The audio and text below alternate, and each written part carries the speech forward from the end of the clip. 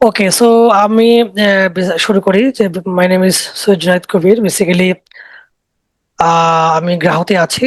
Last 5 years plus আমি হচ্ছে industry AWS এ কাজ করতেছি, স্পেশালি ইন দা আপনার কস্ট অপটিমাইজেশন নিয়ে।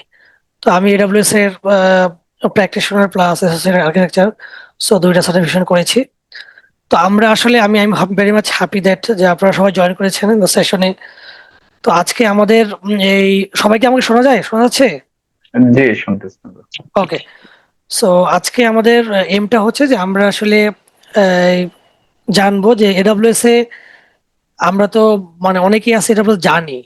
তো আমাদের জানার মধ্যে যে আমরা আরো কিভাবে বেটার ওয়েতে আমাদের যে ফাইন্যান্সিয়াল যে কস্টটা ম্যানেজ করতে পারি, এবং আমরা যদি কিছু টিক্স ফলো করি তাহলে কিভাবে এডাব্লিউএস এর মোর দেন 20 to 30% আমরা কস্ট সেভ করতে পারি সেটা দেখাবো, একদম হ্যান্ডস অন দেখাবো। আই হোপ যে আজকের এই সেশনের পরে যে কেউ মানে খুব ভালো মতো আপনার ক্লাউডের কস্টটা ম্যানেজ করতে পারবে। আর বর্তমান যে প্রেক্ষাপটে আছে, বর্তমান যে এই, কি বলে যে ওয়ার্ল্ডে ইটস ভেরি ইম্পর্টেন্ট, কারণ কস্ট অপটিমাইজেশন এখন আর এটা শুধু মুখে মুখে না, এখন এটা কিন্তু একটা খুব কি বলে যে আপনার ম্যান্ডেটরি একটা ইস্যু হয়ে দাঁড়িয়েছে। ওকে, সো আমি আর ইয়ে না করি, তো আমি আসলে আজকে এটা শুরু করার আগে আমি ধরে নিচ্ছি যে সবাই আপনার এডাব্লিউএস সম্পর্কে জানেন, ঠিক আছে? যে এডাব্লিউএস টা কি, এডাব্লিউএস কিভাবে কাজ করে, সো এডাব্লিউএস দ্বারা কি কি করা হয়, কি হোস্ট করে, আমি ধরে নিচ্ছি আমরা সবাই এটা জানি, কারণ আমরা আমাদের বেসিক্যালি এটা হচ্ছে আজকের টপিকসটা হচ্ছে যে মানে এডাব্লিউএস এর কস্টটা কিভাবে অপটিমাইজ করবো ওইটার ব্যাপারে আমি কথা বলবো।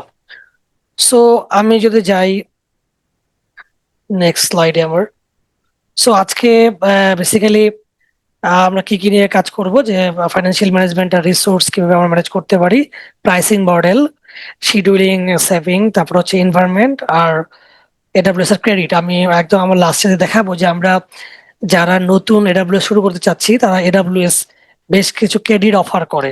So this is also the cost অপটিমাইজেশনের পার্ট, যে আমরা কিভাবে এডাব্লিউএস এর যে রিসোর্স গুলো আছে, ক্রেডিট গুলো আছে, এগুলো ইউজ করে আমরা যেখানে কাজ করতেছি আমাদের কোম্পানিকে বেনিফিট করতে পারবো। সো আই হোপ যে আমি আপনার আজকের এই সেশনটার পরে এগুলো নিজেরা করতে পারবেন।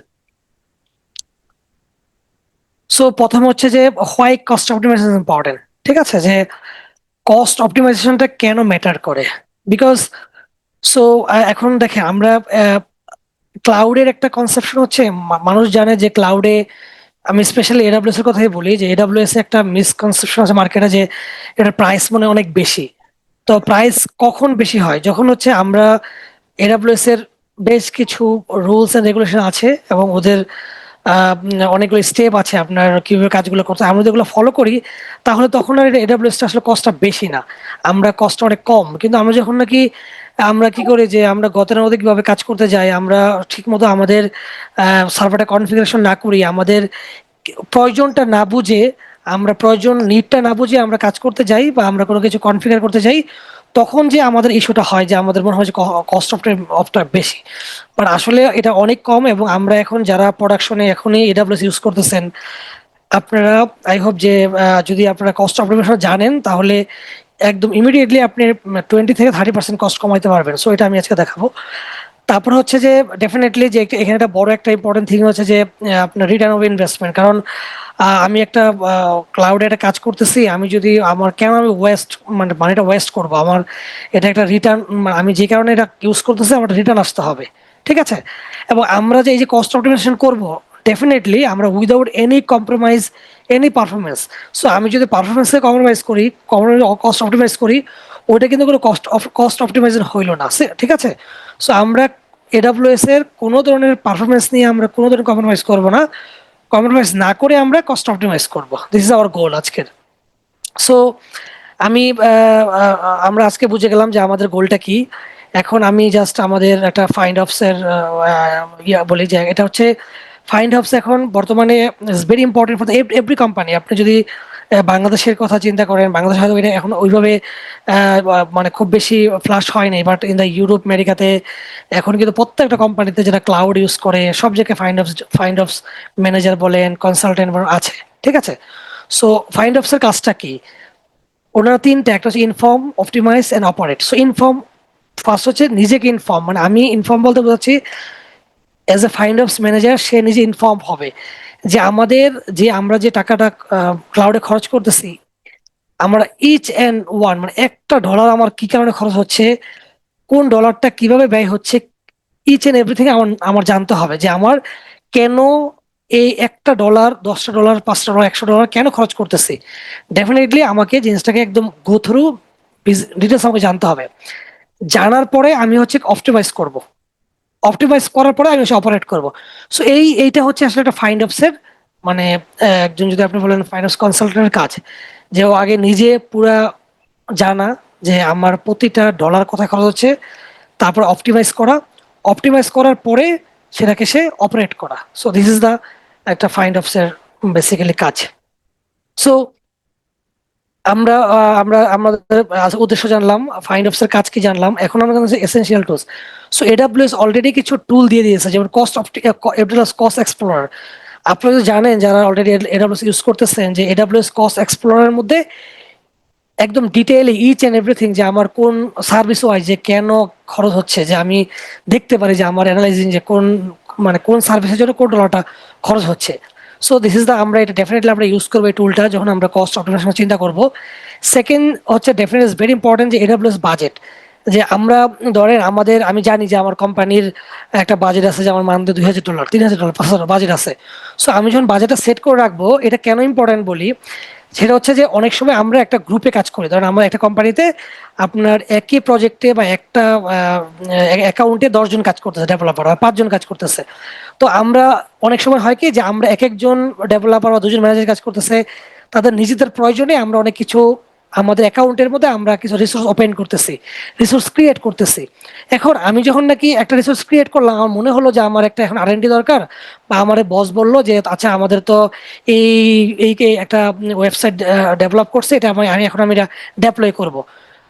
যখন নাকি আপনি বাজেটটা অ্যালোকেট করা থাকবে, যখনই আপনি এই রিসোর্সগুলো ক্রিয়েট করবেন, একটা সার্টেন টাইম পর আপনাকে কিন্তু যখন এই ক্রিয়েট করার পরে আপনার একটা অ্যালার্ট চলে আসবে, যদি আপনি অ্যালার্ট সেট করে রাখেন যে ইয়েস তোমার দেখো এই একটা সার্ভিস খোলা হয়েছে, এই সার্ভিসের কারণে তোমার বাজেটটা ক্রস করতে পারে। এতে করে হইলো কি যে আপনি এজ এ ফাইন্ড অফ আপনি কিন্তু জেনে গেলেন যে আচ্ছা আমার এই একটা সার্ভিসটা ওপেন হয়েছে, তোমার বাজেটটা এক্সিস্ট করতেছে। তখন ইমিডিয়েটলি কিন্তু আপনি ম্যানেজমেন্টের সাথে কথা বলতে পারবেন যে বস, যে আমার তো একটা এটার জন্য একটা খরচ বাড়তেছে, এটা কি আদৌ দরকার কিনা। এটা হচ্ছে একটা সিনারিও। আর সেকেন্ড সিনারিও হচ্ছে যে অনেক সময় হয় কি যে আমি খুলছিলাম যেটা ঠিক আছে, আমার খুবই দরকার একটা এক্সপ্লোরার, একটা আপনার কি বলে EC2 দরকার, কিংবা আমার একটা IP দরকার, আমি ওপেন করলাম কিন্তু আমি সামহাও 1 সপ্তাহ পরে ভুলে গেছি। তো সো এটা স্বাভাবিক, আমরা মানুষ ভুলে যেতেই পারি। যখন আমরা এই বাজেটটা অ্যালোকেট করে রাখবো, তখন আমার যদি বাজেটটা ক্রস করে, অটোমেটিকলি আমার যখন মেল আসবে, আমার কাছে অ্যালার্ট আসবে, তখন কিন্তু আমি অ্যাওয়ারনেস হয়ে ওইটা আমি যদি লাগে আমি কন্টিনিউ করব, যদি না লাগে ডেফিনেটলি হচ্ছে আমি এটাকে কি করব যে অফ করে রাখবো বা ক্লোজ করে রাখবো। ওকে। সো এবং কস্ট অপটিমাইজার আমাদের কিছু অটোমেটেড টুল আছে, ঠিক আছে, EC2 তে, ল্যাম্বডাতে। সো আমরা এই টুলগুলো ইউজ করব। সো আমি এখন আমি আমি 3টা জিনিস আমরা শিখলাম। একটা হচ্ছে যে আমরা ফাইন্ড অফস এর কাজ কি, তারপর হচ্ছে আমাদের আমরা কিভাবে সেভ করব, এন্ড সেকেন্ড যেটা আমরা শিখলাম সেটা হচ্ছে যে আমাদের কিভাবে আমরা AWS এর যে রিসোর্স গুলো আছে অলরেডি বিল্ট ইন, সেগুলো আমরা শিখলাম। সো থার্ড আমি যেটা আমরা এখন একটু হ্যান্ডসে চলে যাব। So definitely AWS cost optimisation এটা হচ্ছে কোনো ম্যাজিক না, ঠিক আছে, যে আমি কোনো সফটওয়্যার বা টুল দিয়ে আমি সবসময় ইউজ করে ফেললাম। এটা টোটালি হচ্ছে একটা কালচার, এবং আপনার হচ্ছে যে মানে একটা গভর্নেন্স, আপনার কোম্পানিতে যেখানে থাকে একটা কালচার ডেভেলপ করতে হবে, যে ইয়েস আমরা এই কালচারের মধ্যে দিয়ে যাব। এবং এটা যারা নাকি ডেভঅপস ইঞ্জিনিয়ার স্পেশালি আছে, তাদেরকে ওনারশিপ নিয়ে কাজ করতে হবে, কারণ এটা আমাদের অনেক টেক ইন্ডাস্ট্রিতে ম্যানেজমেন্টে যারা আছেন, বা টেক ইন্ডাস্ট্রির যারা ডেভঅপসে কাজ করেন না বা ক্লাউডে কাজ করেন না, আমরা জানি না। সো আমরা এই টার্মগুলোর সাথেই আমরা ইউজ টু না।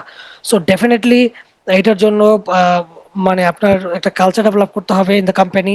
এট দ্য সেম টাইম সে হচ্ছে ওনারশিপ নিয়ে কাজ করতে হবে, তাহলে কিন্তু আমরা এই জিনিসটা অ্যাচিভ করতে পারবো। যাক এনিওয়ে, সো আমাদের এখন আমি একদম দেখাচ্ছি যে আমরা কিভাবে কস্ট অপটিমাইজ করতে পারি। যেমন আমাদের প্রথম হচ্ছে স্টপ EC2 ইনস্ট্যান্স, যে আমরা যখন কাজ করি, আমাদের বেশ কিছু EC2 ইনস্ট্যান্স থাকে যেগুলো আমাদের আননেসেসারি লাগতে পারে। সো আমাদের কাজ নাই, বা কাজ এখন হবে না, সো ডেফিনেটলি আমরা এটা স্টপ করে দিব। তারপরে রিমুভ আইপিস লাইক আমাদের অনেক আইপি থাকে যেগুলো আনট্রাস্টেড, যেমন যেটা একটু উদাহরণ দিলাম যে আমার একটা দরকার মনে হলো একটা আইপি লাগবে।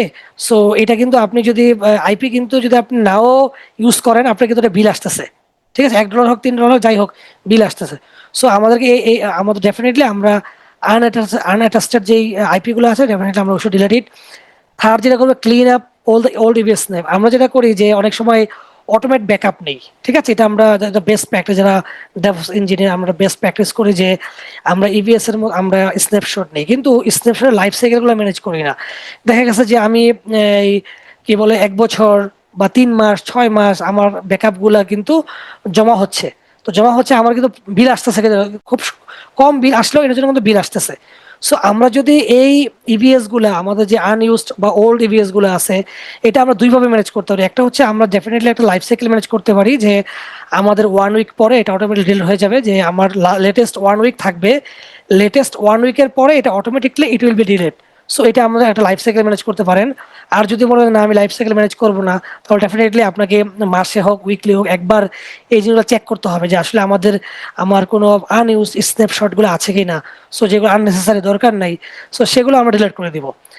তারপরে অ্যাট দ্য সেম টাইম হচ্ছে এস থ্রির জন্য আমরা যেই স্টোরেজ গুলো ইউজ করি, স্টোরেজ গুলো আমাদের এটাও লাইফ সাইকেল আছে, জানেন আপনারা, যে আমাদের যেগুলো আমাদের রেগুলার ইউজ না হয় স্ট্যান্ডার্ডে, সো সেগুলো আমি ডিপ আর্কাইভে রাখতে পারি, গ্লাসে রাখতে পারি। এতে করা হবে কি আমাদের কস্ট, আমি যদি বছরের পর বছর রাখি, যদি এই ডেটাগুলো ইউজ না করি তাহলে কিন্তু আমার বিল আসতেছে না। আমি যখন নাকি এটা ইউজ করব তখন আমার কিন্তু মানে বিলটা হয়। আর আমি যদি স্ট্যান্ডার্ডে রাখি তাহলে কিন্তু আপনি এটা মানে দেখাচ্ছে ইনফ্রিকোয়েন্ট আপনি ইউজ করবেন, সো এটা কিন্তু আপনার অটোমেটিকলি বিল কিন্তু হবেই, ঠিক আছে।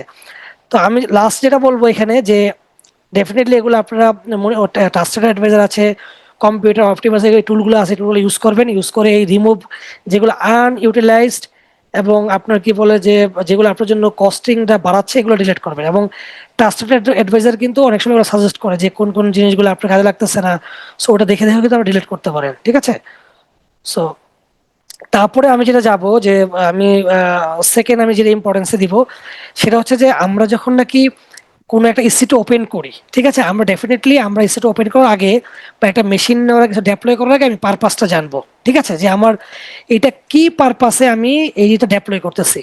অনেক সময় হয় কি যে আমরা কোনো আমি জানি না যে আসলে পারপাস কি, আমার একটা HR software accounting software, so মানে যেগুলো লাইট ওয়েট সফটওয়্যার বা একটা ওয়েবসাইট, এগুলোর জন্য কিন্তু আমি কিভাবে আমি কস্ট কোন কোন ফ্যামিলির ইসি2 নিলে আমার খরচ কম হবে আর কোনটা নিলে বেশি হবে। সো এই জিনিসটা আমাদের খুবই ভেরি ইম্পর্টেন্ট, কারণ এইটা দিয়ে আপনি অলমোস্ট আপনার যদি আপনি টি ফ্যামিলি বলেন এম ফ্যামিলি বলেন আপনার 10 to 20% পর্যন্ত মানে আপনার কি বলে যে আপনার অনেক সময় ভেরি করে, এবং সামটাইম এটা সুবিধা 30 to 50% আপনার অনেক সময় ভেরি করে।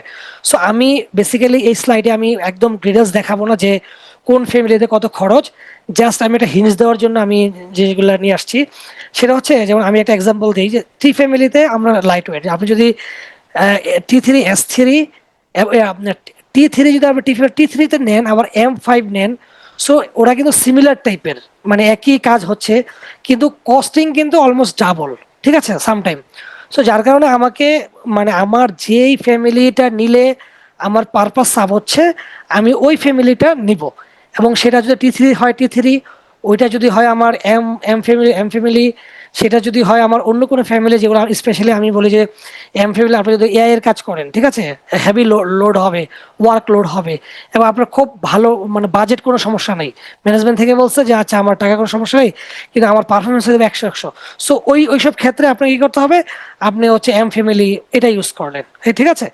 সো জাস্ট এটা ইজ ভেরি ইম্পর্টেন্ট যে আপনারা যখন নাকি কোনো কম্পিউটার ওপেন করতেছেন যে কোন টাইপের আপনার কি বলে টি ফ্যামিলি ইউজ করবেন না এম ফ্যামিলি ইউজ করবেন নাকি অন্য কোনো ফ্যামিলি ইউজ করবেন, সো এই জিনিসটাকে আপনাকে অবশ্যই জেনে তারপর আমি বলবো যে ওপেন করতে, because this is also very important for the optimiser cost.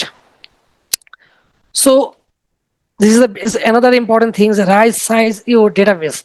So আমি জানি না যে আমরা অনেক সময় এই যে আমি আমার যেই কথাগুলো বলতেছি আমার এক্সপিরিয়েন্স থেকে বলতেছি, এবং লাস্ট 5 ইয়ার্সে আমি local client international client, so আমি বেশ কিছু ক্লায়েন্টে কাজ করেছি এবং আমি দেখেছি যে ওদের ওইখানে আপনার ডেভঅপস ইঞ্জিনিয়ার আছে এবং এডাব্লিউএস এ খুব ভালো জানে, ঠিক আছে, ওনারাও আছে, কিন্তু ওনারা এই মিস্টেক গুলা করেছে। এবং আমি ওই ওই লেসন থেকে কিন্তু আমি জিনিসগুলো নিয়ে আসছি যে এই জিনিসগুলো যে আমরা ডেফিনেটলি যে ওরা যেটা ভুল করতেছে, তার মানে আমাদের দেশে যারা আছেন, আমরা যারা ডেভঅপসে কাজ করতেছি বা ইন ফিউচার এরপসে কেরিয়ার করতে যাচ্ছি কিংবা স্পেশালি ফাইন্ড অফসে কাজ করতে চাই, তারাও হয়তো এই ভুলগুলো আমরা করতেও পারি। সো যার কারণে আমি জিনিসগুলো এখানে আবার নিয়ে আসছি। যেমন এখানে আপনার ভেরি ইম্পর্টেন্ট যে জানি না যে লেটেস্ট ডাটাবেস আপনার যদি এমন হয় যে আপনার এখন এডাব্লিউএস এর একটা পিএইচপি একটা ভার্সন চলছে, সে এক্সাম্পল 10, ওকে, কিন্তু আপনার ডেটাবেসটা হচ্ছে 5, যেটা আপনার 2010 বা 2015 শেষ হয়ে গেছে, তারপর আরো 5টা ভার্সন চলে আসছে। সো আপনি যখন নাকি এই ধরনের পুরাতন কোনো লেটেস্ট মানে আপনার ডেটাবেস ওল্ড ডেটাবেস ইউজ করবেন এডাব্লিউএস এ, তখন ডেফিনেটলি আপনার খরচ বেড়ে যাবে। কিন্তু আপনি যদি ওই ডেটাবেসটাকে আপনি একদম কি বলে লেটেস্টে নিয়ে আসেন, তাহলে আপনার এখানে কস্ট কম হবে। এখন এখানেও বেশ কিছু মানে ব্যাপার আছে, সেটা হচ্ছে ধরেন এডাব্লিউএস অরোরা আমরা হচ্ছে যে ওরা হচ্ছে এটা ম্যানেজ সার্ভিস দেয়, ঠিক আছে। এখন আমাকে বুঝতে হবে যে আসলে আমি এডাব্লিউএস অরোরা আমার লাগবে কিনা। যদি লাগে তাহলে কিন্তু ডেটাবেসের যে আপনার যে লেটেস্ট না ওল্ড এগুলো কিন্তু ওই ম্যানেজ করতেছে। সো তখন কিন্তু আমাদের কোনো টেনশন নেই।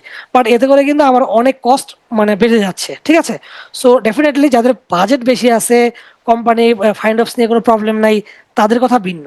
কিন্তু যারা নাকি আপনার না আমি দেখা গেছে যে আমার বাজেট বেশি থাকুক কিন্তু আমি হচ্ছে স্ট্যান্ডার্ড ফলো করব, তাদের জন্য হচ্ছে যে আপনারা যারা অরোরা ইউজ না করেন, ম্যানেজ সার্ভিস ইউজ না করেন, এডাব্লিউএস যেগুলো ম্যানেজ করে ওই ডেটাবেসগুলো ইউজ না করলে ডেফিনেটলি যেটা আরডিএস আছে কিংবা আপনারা যদি EC2 তে আপনাদের নিজেদের মতো করে কোনো ডেটাবেস বিল্ড করেন, সেগুলোর জন্য অবশ্যই আপনারা লেটেস্ট ভার্সনের ডেটাবেসগুলো ইউজ করার চেষ্টা করবেন, এতে করে আপনাদের খরচ কম হবে। সেকেন্ড যেটা হচ্ছে যে সেভিং প্ল্যান, আপনারা জানেন ডেটাবেসের মধ্যেও কিন্তু সেভিং, আরডিএস এর মধ্যেও সেভিং প্ল্যান নেওয়া যায়। সো আরডিএস এর মধ্যে সেভিং প্ল্যান নিতে হয়, যেটা করতে হয় যে আপনাকে 50% অথবা 100% আপফ্রন্ট দিতে হয়, যেটা নো আপফ্রন্ট কোনো অপশন নাই। সো এখন যদি আপনি এমন হয় যে প্রিডিক্ট করতে পারেন যে আপনাদের আগামী 1 বছরের মধ্যে আমার ডাটাবেসে আর বেশি খুব বেশি চেঞ্জ হবে না, আমার ডাটাবেসে আর খুব বেশি মনে হয় না যে লোড পড়বে, সেক্ষেত্রে অবশ্যই আপনারা 50% আপফ্রন্ট দিয়ে আপনার ডেটাবেসের আপনারা সেভিং প্ল্যানে যেতে পারেন। এটা আপনাদের জন্য খুবই একটা কস্ট এফেক্টিভ হবে। তারপর হচ্ছে গ্রেভিয়েশন এন্ড ইন আরডিএস, এটা হচ্ছে ডেটাবেসের এখানে দুইটা, একটা হচ্ছে আপনার ইন্টেল, একটা আমার DB-M5 large, at the same time Graviton যদি নেন DB-M6G লার্জ, একই একই ফ্যামিলির, একই কাজ করে, সবকিছু একই। বাট আপনার দেখেন আপনি এখানে 20 থেকে 30%, সো আপনার ডেটাবেসের মধ্যে এইখানে আপনার 20 থেকে 30% আপনার আপনি ইন্টেলের যে ডেটাবেসটা নিচ্ছেন একই সাইজে যে খরচ হচ্ছে, আপনার গ্রেভিয়েশনের জন্য কিন্তু প্রায় 20% আপনার কাছে চিপার হয়ে যাচ্ছে। সো ডেফিনেটলি আপনার এগুলো ডিপেন্ড করবে হচ্ছে আপনার মানে সলিউশন, তারপরে পরিস্থিতি, কোম্পানির সাইজ, ডেটাবেসের লোড। সো এই ডেফিনেটলি এগুলোর উপর বেস করে ডিসিশন নিতে হবে। এমন না যে আমি এখন বলে দিলাম না আচ্ছা ঠিক আছে, সো আমি এখনই গ্রেভিয়েশন নিয়ে নিলাম, আমি ইন্টেলে চলে গেলাম না। সো এটাকে অবশ্যই একদম ফাইন্যান্সের বা এক্সপার্টের পরামর্শ নিয়ে যে আমি আসলে এখন কি ইউজ করতেছি, আমার পারপাসটা কি, আমি যদি এটা গ্রেভিয়েশনটা নিয়ে আমার এই পারপাস সার্ভ হচ্ছে কিনা। So this is very important. So এইটা আমার মনে হয় যে যারা নাকি এডাব্লিউএস সার্টিফিকেশন করেছেন, সো তারা একদম প্র্যাকটিশনার থেকে শুরু করে এডাব্লিউএস এর প্রত্যেকটা স্টেপে আসলে এই প্রাইসিং মডেলটা নিয়ে খুব বেশি কি বলে যে আপনার বলা আছে। সো আমি যেটা বলি যে এডাব্লিউএস 4টা pricing model, on demand, reserve, saving and spot instance. So on demand হচ্ছে খুবই ফ্লেক্সিবল, এটা জানেন যে যখন তখন ওপেন করবেন, আপনার চাইলেই বন্ধ করে দিতে পারবেন। হ্যাঁ, এটা হচ্ছে মোস্ট এক্সপেন্সিভ এডাব্লিউএস এর মধ্যে যতগুলা আপনার প্রাইসিং মডেল আছে, সবচেয়ে এক্সপেন্সিভ হচ্ছে অন ডিমান্ড। এবং আমাদের বাংলাদেশের প্রেক্ষাপটে মানে বেশিরভাগ আপনার 50% লোক আমার মনে হয় যে আপনার বা মোর দেন 50% হতে পারে যে অন ডিমান্ড ইউজ করে। এটা আমি যতটুকু জানি যে মোস্ট অফ দ্য কেস এটা হচ্ছে ল্যাক অফ দ্য নলেজ, ঠিক আছে, ওরা জানে না, বা আমাদের ডেভঅপস এর মানে কোম্পানিতে ডেভঅপস এর এক্সপার্ট নাই, যারা ডেভঅপস কাজ করে ওনারা হয়তো বা মানে সব কোম্পানিতে ডেভঅপস ইঞ্জিনিয়ার থাকে না। সো এটা একটা প্রবলেম। আরেকটা হচ্ছে যে আপনার এই আমরা হয়তো এটা নিয়ে গুরুত্ব দিচ্ছি না যে আচ্ছা আমরা প্রিডিক্ট করতে পারতেছি না যে আমরা এটা কতদিন কাজ করব। সো এই বিষয়গুলোর জন্য আমরা এই ভুলটা করি যে অন ডিমান্ডটা আমরা ইউজ করি।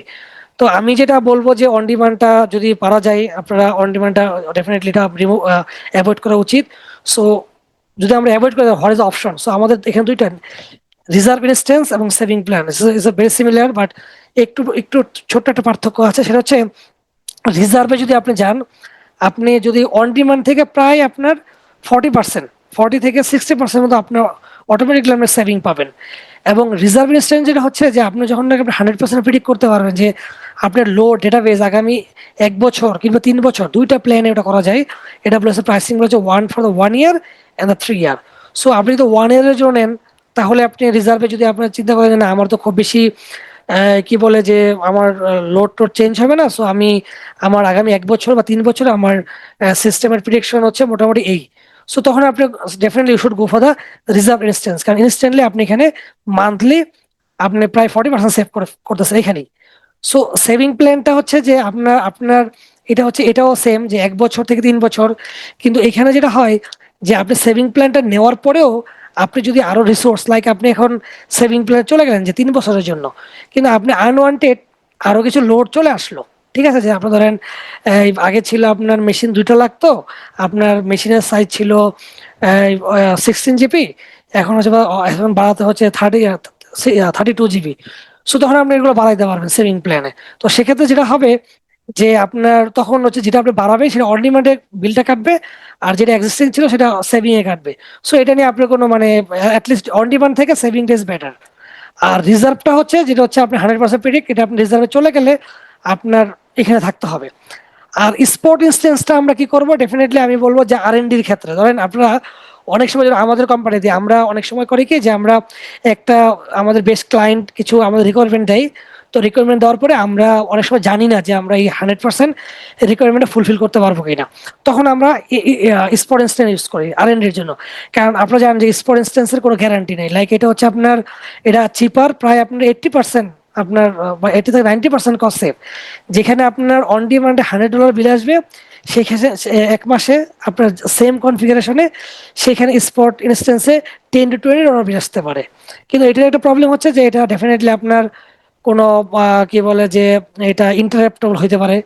আপনি এটা তো মানে এটা কোনো গ্যারান্টি নাই, যে কোনো মুহূর্তে এটা বন্ধ হয়ে যেতে পারে। ঠিক আছে, সো এখন আমি যদি R&D করি কিংবা আমার কোনো মানে কি বলে যে কোনো কাজ করি, সো সেক্ষেত্রে তো আমার এটা এটা হচ্ছে ডিপেন্ড করবে আপনাদের উপরে, যে আপনারা যদি চিন্তা করেন যে না, আমার ডেটা ডিলিট হয়ে গেলে সমস্যা নাই বা আমার এটা বন্ধ হয়ে গেলে সমস্যা নেই, আমি যখন লাগে আবার ওপেন করে নিব, সো তখন আপনি অবশ্যই এই স্পট ইনস্ট্যান্টটা ইউজ করবেন, এটাতে আপনাদের হিউজ একটা সেভ এখানে চলে আসবে। So this is the important slider. So আমি স্লাইড যেটা হচ্ছে যে prod versus environment is very important for the every. আজকে যারা জয়েন করেছেন, this is also the game changer policy for the cost optimisation. সেটা হচ্ছে যে আমরা কি করি যে আমরা যখন নাকি একটা ইসি2 মেশিন নেই, তখন আমরা ধরেন আমি বাংলাদেশের কথা বলতেছি, যেন আমরা বাংলাদেশে থাকি সবাই, এবং আমি আমি হোপ যে আমরা যারা এখানে জয়েন করেছি ম্যাক্সিমাম হচ্ছে বাংলাদেশ থেকেই। সো যার কারণে আমি আমার লোকাল ক্লায়েন্টের যেই এক্সাম্পল গুলো ওগুলো আমি দিচ্ছি। সেটা হচ্ছে যে বাংলাদেশের মোস্ট অফ দ্য ক্লায়েন্ট চায় কি যে ওরা সিঙ্গাপুরে ডেটাগুলো রাখতে, প্রোডাকশন এনভায়রনমেন্টটা। সো এটা এটা এটা হচ্ছে যে এতে করে কি হয় যে সিঙ্গাপুরে একটু কস্টিংটা অনেক বেশি। যদি আপনি কম্পেয়ার করেন যে মুম্বাই কিংবা নর্থ ভার্জিনিয়া, সো এই ধরনের রিজনে যদি আপনি কম্পেয়ার করেন, তাহলে কিন্তু আপনার সিঙ্গাপুরে প্রায় 20% মতো আপনার খরচ বেশি হয় যে কোনো মানে আপনার ইয়েতে। তো আমি বলবো যে ইয়েস, আপনার প্রোডাকশন সার্ভারটা ক্লায়েন্ট যদি বলে সিঙ্গাপুরে রাখতে কিংবা আপনার মুম্বাইতে যেখানে রাখতে বলেন, প্রোডাকশন সার্ভার থাকবো এখানে, এটা নিয়ে আমাদের কোনো টেনশন নাই, এবং এটাকে অবশ্যই আমরা হাইলি প্রোটেক্ট করব। তো সেকেন্ড যেটা আমি বলবো যে ডেভেলপমেন্ট এবং টেস্টিং এনভায়রনমেন্ট। ধরেন আপনি এখন একটা সফটওয়্যার ডেভেলপমেন্ট স্টেজে আছে, কিন্তু টেস্টিং করবেন, এইটা তো আপনার সিঙ্গাপুরে রাখা দরকার নেই, তাই না? সো এটা তো আপনি চাইলে আপনি মুম্বাইতে রাখতে পারেন, আপনি আপনি চাইলে হচ্ছে নর্থ ভার্জিনিয়া রাখতে পারেন, বা XYZ যেসব জায়গাতে মানে এশিয়াতে যেসব জায়গায় আরো খরচ কম আছে। সো আপনি ওই সব জায়গাগুলোতে আপনি কি করবেন, ডেভেলপমেন্ট সার্ভারটা অথবা টেস্টিং সার্ভারটা ওইখানে আপনি আপনি ডেপ্লয় করবেন। ওকে, এতে করে হবে কি আপনি এখানে একটা হিউজ একটা আপনার কস্ট সেভ হচ্ছে, এবং এতে করে আপনার নর্থ ভার্জিনিয়া, তারপর হচ্ছে আপনার কি বলে যে মুম্বাই, সো এইসবগুলো আপনি অবশ্যই অ্যাভয়েড করবেন। সিঙ্গাপুর, জাপান, সো আমাদের এই বাংলাদেশের জন্য এগুলো কাছে, সো এইসব জায়গাতে কিন্তু হাই কস্ট। সো আমি এগুলোতে আমরা অতটা খরচ করব না। ঠিক আছে, তারপরে instant scheduler, event bridge, lambda, so এই জিনিসগুলো আপনারা মানে ইউজ করতে পারেন, তাহলে আপনাদের খরচটা অনেক কমে আসবে। সো আমার মনে হয় যে this is very important message for all. So the next হচ্ছে, আচ্ছা সরি, আচ্ছা এখানে আরেকটা বিষয় বলে রাখি, সেটা হচ্ছে শিডিউলিং এর ব্যাপারে। যেমন আপনার ধরেন ডেভেলপমেন্ট সার্ভারটা তো আমরা সবসময় ইউজ করি না, আমাদের মনে করেন যে আমরা অফিস করি 8 ঘন্টা, ঠিক আছে? তো আমাদের তো একটা ডেভেলপমেন্ট সার্ভার তো 24 ঘন্টা ওপেন রাখা দরকার নেই। টেস্ট এনভায়রনমেন্ট তো আমি যখন অফিস করি তখন হয়তো বা আমি ইউজ করি। সো আমার তো এটা 24 ঘন্টা ওপেন করার দরকার নেই। সো তখন অবশ্যই আপনারা এটা শিডিউলিং করে নেবেন যে 8 ঘন্টা কিংবা 10 ঘন্টা 12 ঘন্টা যখনই হোক, যখন আপনারা কাজ করবেন না তখন অটোমেটিকলি বন্ধ হয়ে থাকবে। আর যখন আপনার কাজ মানে অফিস টাইম থাকবে অটোমেটিকলি ওপেন থাকবে। সো এটা এডব্লিউএস এগুলো ল্যাম্বডা দিয়ে শিডিউলিং করা যায়। সো এগুলো যদি আপনাদের কোনো হেল্প লাগে ডেফিনেটলি আমি আছি, আমার টিম আছে, সো আমরা হেল্প করব যে এই যে আপনার ডেভেলপমেন্ট সার্ভারগুলো টেস্টিং সার্ভারগুলো কিভাবে আলাদা করা যায় এবং শিডিউলিং গুলো করা যায় যে আপনার অটোমেটিকলি বন্ধ হবে। এবং আপনার যদি এটা আপনার ইভেন্ট ব্রিজ একটা ইমেল সেট করে রাখেন তাহলে অটোমেটিকলি কখন বন্ধ হচ্ছে কখন ওপেন হচ্ছে এগুলো আপনার যদি ফাইন্ড অফস থাকবে বা ডেভঅপস থাকবে ওর কাছে মেল চলে আসবে। ঠিক আছে? সো আই হোপ যে আপনারা এইটাও একটা মানে most of the important point to optimise your cost.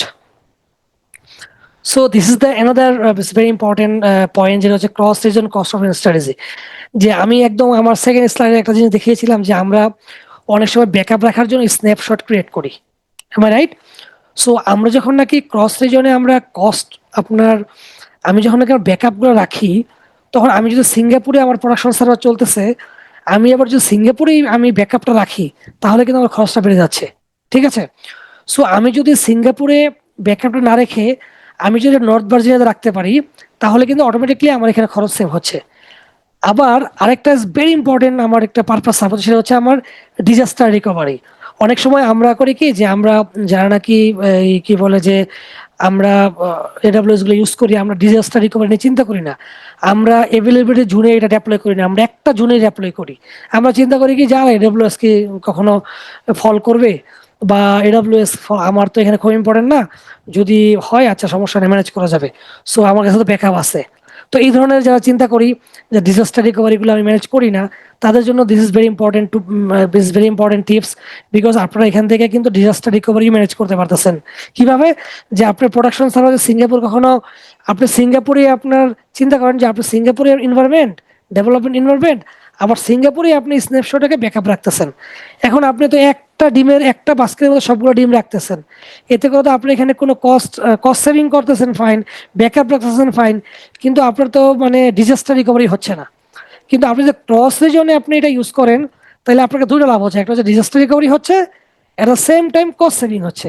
তো কস্ট সেভিং হচ্ছে এটা মানে একটা বলে রাখি, আমার একটা মানে কি বলে যে ডিসক্লেমার, সেটা হচ্ছে যদি আপনি এই ব্যাকআপটা মান্থলি রাখেন বা ইয়ারলি রাখেন তখনই কিন্তু ক্রস রিজনে যখন আপনি করবেন কস্টটা সেভ হবে।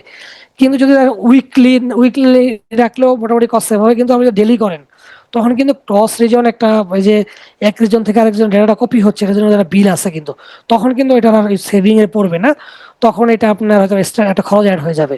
সো এটা হচ্ছে ডিপেন্ড করবে যে আপনাদের স্ট্র্যাটেজির উপরে, বাট আমি জাস্ট পয়েন্টটা ধরিয়ে দেওয়ার জন্য আমি জাস্ট এখানে করলাম। বাট যদি মান্থলি কেউ নিতে চান backup is a very important কি বলে feature for the cost optimisation, but at the same time for the disaster recovery. So আমরা তো এতক্ষণ মানে মোটামুটি অনেকগুলো জিনিস জানলাম দেখলাম। সো আমরা ডেফিনেটলি ফাইন্ড অ্যাপসের জন্য একটা governance is very important. So আমরা যারা নাকি একটা কোম্পানিতে আছি মাল্টি অ্যাকাউন্ট ম্যানেজ করি, আমি বলবো না আপনারা মাল্টি অ্যাকাউন্ট ম্যানেজ করবেন না, আপনার একটা অর্গানাইজেশনের আন্ডারে 10টা 20টা 30টা অ্যাকাউন্ট ক্রিয়েট করা যায়। সো এতে করে সুবিধা কি আপনার সেন্ট্রালি আপনারা এই যে সবকিছু মনিটর করতে পারতেছেন, যে আমি যেগুলো বললাম যে কস্ট এক্সপ্লোরার, তারপরে হচ্ছে আপনার বিলিং গুলা, হ্যাঁ কোত্থেকে বিল আসতেছে কি আসতেছে না আসতেছে সবকিছু আপনারা সেন্ট্রালি মনিটরিং করতে পারবেন। তারপর ট্যাগিং, সো আপনারা যেই কি বলে যে ট্যাগ করতে পারবেন বিভিন্ন প্রজেক্ট অনুযায়ী যে কোন সার্ভিসের জন্য কি ধরনের বিল কাটতেছে, সো এটা অ্যালোকেট করার জন্য অবশ্যই ট্যাগিং করতে হবে। তারপরে ডেফিনেটলি আপনার একটা পলিসি আছে, বিভিন্ন পলিসি ডিফাইন করতে হবে যে আপনি কিভাবে কোন কি হইলে কি কোন খরচটা হবে, যেগুলো লাইফ সাইকেল গুলো ম্যানেজ করা। আর আমি যেটা প্রথমে বলছি যে আপনাদের রিভিউস, সো এভরি উইকলি বা 15 ডেজ মান্থলি অবশ্যই অবশ্যই আপনাকে মনিটরিং করতে হবে, রিভিউ করতে হবে, কারণ এটার জন্য কিন্তু কোনো অটোমেটেড সফটওয়্যারও নাই, কোনো টুল নাই, এবং this is not a magic. ঠিক আছে? সো এই জিনিসটা আপনার মানে আমার মনে হয় যে আপনারা এটা একটু ফলো করবেন। সো দা লাস্ট মোটামুটি আমি আমার মানে শেষের দিকে চলে আসছি। সো এটা হচ্ছে আমি একটা এক্সাম্পল, একটা একটা কেস স্টাডি, যে আমি যদি এখন আমার কাছে একটা ক্লায়েন্ট কেউ আসলো, ঠিক আছে, যে কি বলে যেটা ক্লায়েন্ট ডেপ্লয় করছে, আমি আসলো যে একটা প্রবলেম, আমি এটা কিভাবে এটাকে সলিউশন করব। সো আমি দেখতেছি যে আইডেন্টিফাই আইডিয়াল রিসোর্স, আমার কাছে অনেকগুলা রিসোর্স আছে, ইভেন আপনার আইপিস আছে যেগুলো ওরা ইউজ করে না, 24/7 ডেভেলপমেন্ট সার্ভার ওপেন থাকে, যে ডেভেলপমেন্ট সার্ভারটা সবসময় ওপেন, এটা কখনো বন্ধ হয় না। এন্ড আউটডেস আমার ডেটাবেস হচ্ছে ওল্ড ভার্সন ডেটাবেস আছে, ঠিক আছে। সো এই জিনিসটা আমি প্রবলেমগুলো আইডেন্টিফাই করলাম। সো আমি এখন কি করব, যে আমি অটোমেটেড ক্লিন আপ, আমার ওই যেটা বললাম যে আপনার ক্লিন আপের কিছু লাইফ সাইকেল আছে, সো অটোমেটিক ক্লিন আপ করতে পারেন। আমার ডেটাবেসটাকে আমি আপগ্রেড করে দিব, ঠিক আছে। সাম টাইম হচ্ছে আমি যদি এটা কি বলে গ্রেভিয়েশনে নিতে পারেন নিয়ে যাব। তারপরে আমি হচ্ছে সেভিং প্ল্যানটা ইমপ্লিমেন্ট করব। যদি আমি 100% প্রেডিক্টটা করতে পারি যে আমার লোড কেমন হবে, সো তখন আমি সেভিং প্ল্যানে যাব। এবং আমার ওয়ার্কলোডটা ডিস্ট্রিবিউট করে দিব বিভিন্ন রিজনে, লাইক কি বলে যে আমার এই যে যেটা হচ্ছে প্রোডাকশন থাকবে একখানে এক জায়গায়, টেস্টিং থাকবে এক জায়গায়, এবং আপনার চাইলে কি বলে যে ডেপ থাকবে এক জায়গায়। So it's totally depend on the project size, customer রিকোয়ারমেন্টের উপর বেস করে। সো দেন রেজাল্ট কি, ইনস্ট্যান্টলি আমি এই জিনিসগুলো ফলো করে আমি 20-30% কস্ট ইনস্ট্যান্টলি সেভ করে ফেলছি। So this is the example. So এটা আপনারা মানে অবশ্যই করে দেখবেন, হ্যাঁ। এবং করে আপনার আমার ইমেল আমি দিয়ে দিব আজকে। সো বা আমার নাম্বারও দিয়ে দিতে পারি, আপনারা সেভ করে যদি আপনার রেজাল্ট না পেয়েছেন ডেফিনেটলি আমার সাথে যোগাযোগ করবেন। আমি মানে এটার জন্য রেসপন্সিবল, এবং আমি যা হেল্প করার লাগে আমি হেল্প করবো ইনশাল্লাহ। সো এটা হচ্ছে একটা স্পেশাল টিপস, এটি this is my last slide. So এটা হচ্ছে ইটস ভেরি ইম্পর্টেন্ট ফর মানে অল দ্য এডাব্লিউএস গাই, যে এডাব্লিউএস এ আপনারা জানেন যে এডাব্লিউএস এ 300 থেকে 1000 ক্রেডিট দেয়। আমরা সবাই জানি কি, আমরা সবাই জানি এডাব্লিউএস এ হচ্ছে ফ্রি টায়ার ইউজ করা যায় 1 বছর। সেটাও কিন্তু রিসেন্টলি আপনার পলিসি চেঞ্জ করছে, ওটা মনে হয় এখন $200 দেয় ফর দ্য 6 মান্থ ডিউরেশন। তো এটা ছাড়া, এটার বাইরে আমি যেটা বলছি, এটা বাইরে, সেটা হচ্ছে আপনার এডাব্লিউএস হচ্ছে যারা নাকি নতুন ক্লায়েন্ট বা এক্সিস্টিং ক্লায়েন্ট যারা, মানে এটা হচ্ছে স্টুডেন্টদের জন্য না, মানে এটা শেখার জন্য না, এটা হচ্ছে আপনার বিজনেস যারা অলরেডি চাচ্ছে যে আমি এখন এডাব্লিউএস ইউজ করব, ঠিক আছে। তো ওনাদেরকে এডাব্লিউএস কি 300 থেকে 100 ক্রেডিট দিচ্ছে। সো এই 300 ক্রেডিট দিয়ে আপনি কি করতেছেন, আপনি ডেপ্লয় করে 1 মান্থে একটা দেখতে পারতেছেন যে আপনার কিভাবে কি করলে আপনার কত বিল আসতে পারে। সো এটা একটা কভার করতেছে। আর 1000 ক্রেডিট হচ্ছে যারা নাকি অলরেডি এটা আপনি ইউজ করেন, মনে করেন যে আপনারা কেউ আছেন এখানে যে অলরেডি 2 বছর 3 বছর এটা ইউজ করতেছেন। সো তারা হচ্ছে কখনোই কোনো ক্রেডিট পান নাই। সো তারা হচ্ছে এডাব্লিউএস ক্রেডিট 1000 ক্রেডিট পাবেন। সো এই ক্রেডিটটা দিয়ে আপনি যেটা করতে পারেন, আর&ডি কাজ করতে পারেন, আপনি নতুন কিছু শিখতে পারেন। ধরেন আপনি এখন কি বলে যে এআই এর কিছু টুল শিখবেন বা কিছু ডেপ্লয়মেন্ট করে আপনি আর&ডি করবেন। সো তখন কিন্তু আপনি ইজিলি বা আপনি কিছুই করবেন না, ধরেন একটা কোম্পানিকে আপনি 1000 ক্রেডিট দিলেন, তাহলে তো আপনার কত দেখেন, 1000 ক্রেডিট মানে বাংলাদেশের প্রায় 1,25,000 টাকা। সো আপনি যদি এখনো কেউ থাকে যে আমি একটা এডাব্লিউএস এর অ্যাকাউন্ট ইউজ করতেছি আজকে 1 বছর 2 বছর ধরে 3 বছর ধরে 5 বছর ধরে, বাট আমি আজ পর্যন্ত কোনো ক্রেডিট পাই নাই। সো তারা আমার সাথে যোগাযোগ করতে পারেন, কিংবা আপনারা নিজেও চেষ্টা করতে পারেন। মানে অবশ্যই গুগলিং করলে বা এখন কত টুল আছে, সো আপনারা একটু স্টাডি করলে আপনারা নিজেরাও পারবেন। সো আপনারা 1000 ক্রেডিটটা অ্যাভেল করতে পারেন। সো ইটস এ হিউজ একটা achievement for the company. I think for the R and D এবং নতুন প্রোডাক্ট লঞ্চ করার জন্য এই ক্রেডিটটা আপনাকে হেল্প করবে, ঠিক আছে। সো এই যে আমি যেগুলো জিনিসগুলাই বললাম। আর আরেকটা সেকেন্ড যেটা আমি বলবো, যারা স্পেশালি যাদের working in the company, so আপনারা ডেফিনেটলি যখন নাকি এডাব্লিউএস এ কাজ করবেন, তখন আপনার পার্টনারের থ্রুতে কাজ করার চেষ্টা করবেন। এডাব্লিউএস পার্টনার যারা, এডাব্লিউএস পার্টনারের কাজ করলে হয় কি, যে আমি তো এখানে $300 to $1,000 বললাম, এডাব্লিউএস এর পার্টনাররা চাইলে কিন্তু আপনাকে আপ টু $10,000 দিতে পারে। সেটা হচ্ছে পিওসির জন্য। ধরুন আপনি একটা সার্ভার এখন আপনি অন প্রেমিসে আছেন, এটা মাইগ্রেট করবেন এডাব্লিউএস এ। সো তখন কিন্তু এডাব্লিউএস আপনাকে সামটাইম এটা কিন্তু মানে $1,00,000 দিয়ে দেয় ওরা, ঠিক আছে। সো এটা ডিপেন্ড করে আপনার project size, migration plan, each and everything. So এগুলো হচ্ছে একমাত্র এই যে ক্রেডিট গুলা, যেগুলো পিওসি করার জন্য বা ডেভেলপমেন্ট সাপোর্ট বা সেন্ডবক্স সাপোর্ট, ঠিক আছে। সো এই ক্রেডিট গুলো হচ্ছে একটা পার্টনার কোম্পানি, আপনার এডাব্লিউএস এর পার্টনার, ওরা এটা ম্যানেজ করতে পারে, ওদের থ্রুতে অ্যাপ্লাই করতে হয়। সো ডেফিনেটলি আপনাদের যদি এদের উপর রিকোয়ারমেন্ট থাকে, আপনারা যে কোনো পার্টনারের সাথে যোগাযোগ করে আপনারা যদি বলেন যে আমি পিওসি করতে চাই, সো আমার কিছু ফান্ড লাগবে, তারা অবশ্যই আপনাকে এই ফান্ডটা ম্যানেজ করে দেবে।